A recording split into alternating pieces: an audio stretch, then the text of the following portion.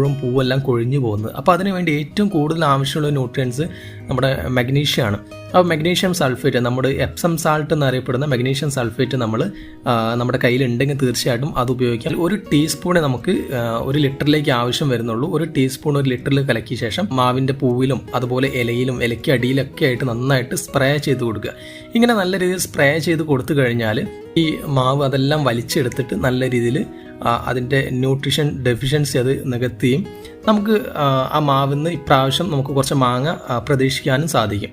അപ്പോൾ ആ രീതിയിൽ നമ്മൾ കുറച്ച് ദിവസം മുമ്പേ സ്പ്രേ ചെയ്തൊരു മാവാണിത്. അപ്പോൾ ഇത് നല്ല രീതിയിൽ തന്നെ അതിൽ മാങ്ങയെല്ലാം പിടിച്ചിട്ടുണ്ട്. ഇതിൽ കണ്ണിമാങ്ങ ഒറ്റെണ്ണം പിടിക്കില്ല എന്ന് പ്രതീക്ഷിച്ച ഒരു മാവായിരുന്നു. കാരണം കഴിഞ്ഞ പ്രാവശ്യം ഈ മാവ് പൂവിട്ട സമയത്ത് ഈ രീതിയിലൊന്നും ചെയ്തിട്ടില്ലായിരുന്നു. അപ്പോൾ ആ സമയത്ത് നിറയെ പൂക്കളുണ്ടായിരുന്നു, എല്ലാ പൂക്കളും കൊഴിഞ്ഞു പോകേണ്ടത്. അപ്പോൾ ഇപ്രാവശ്യം നമ്മളിത് ചെയ്ത ശേഷം ഈ മാവിൽ മാമ്പൂ എല്ലാം മാങ്ങയായിട്ട് മാറിയിട്ടുണ്ട്. അപ്പോൾ നിങ്ങളുടെ മാവിൽ പൂ ഇട്ടിട്ടുണ്ടെങ്കിൽ മാമ്പൂ കൊഴിഞ്ഞു പോകുന്ന പ്രശ്നം